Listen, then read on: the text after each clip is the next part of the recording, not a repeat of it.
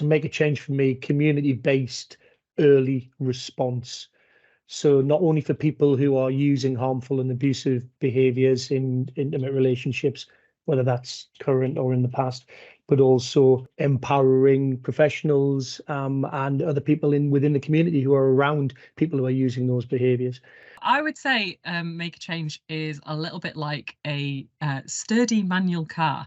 So it is designed with your safety of your family and yourself in mind, and it can take you to where you want to be. But at the end of the day, you can't just sit in the driver's seat and expect to get to that place. You've got to put the work in and actually engage with it to make that happen. If it looks at when there is behaviours there that may seem unhealthy, or someone is using harmful behaviours, then it's about offering a chance to look at those behaviours in more detail, in a non-confrontational way, and to actually open up that view that that person has on how they have behaved in that relationship and how that's impacted on family, friends, their partner and their children.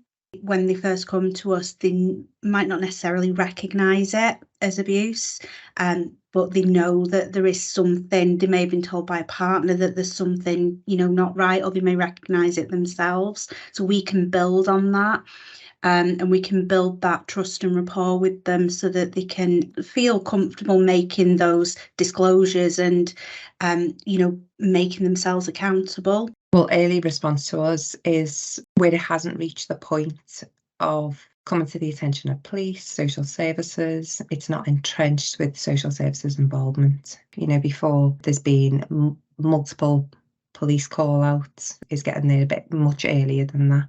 It's an early response because we do get referrals from people who they may be on a journey to being violent or very abusive, but they are not there yet.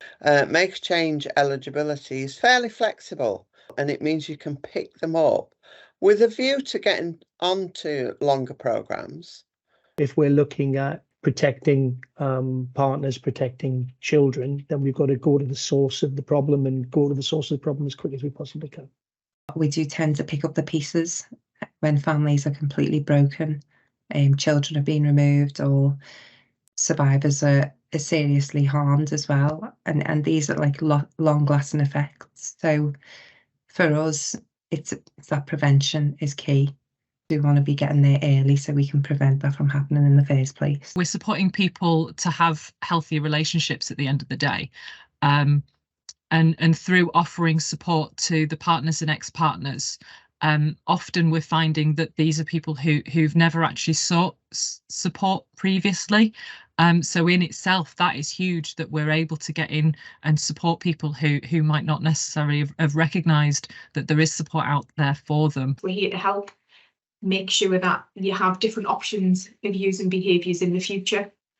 I think you can also see that sometimes people then start to be quite intrigued by what they're learning because it's not something that they've known about before. And I know we can often see posters on domestic violence, domestic abuse, and we use the words, but actually they don't necessarily have an understanding of what that means. We do see, a lot of light bulb moments where there is a recognition of unhealthy behaviour. And from that, there may be feelings of guilt and shame, but we can move on from that and sort of make those positive changes and give them the tools that they need to do that. The changes I see is what I've heard from partners, that comes via our integrated support. Partners are coming back and saying, he's so much better now. He's so much calmer. When we have an argument, it doesn't erupt into a total slanging match and shouting.